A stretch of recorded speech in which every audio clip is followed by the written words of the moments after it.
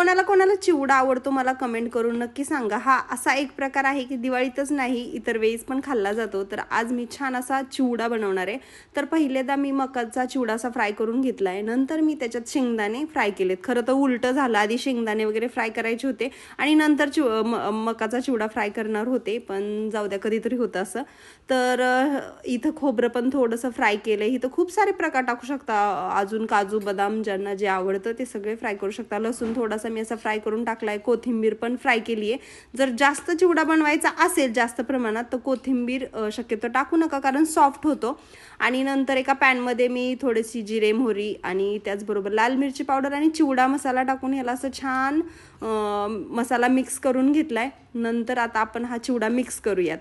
तर बघा किती सोपा आणि चटपटीत चिवडा रेडी आहे. टोमॅटो कांदा टाकून पण खाऊ शकता बरं का. रेसिपी कशी वाटली मला कमेंट करून नक्की सांगा. आवडली असेल तर लाईक शेअर आणि सबस्क्राईब करायला विसरू नका.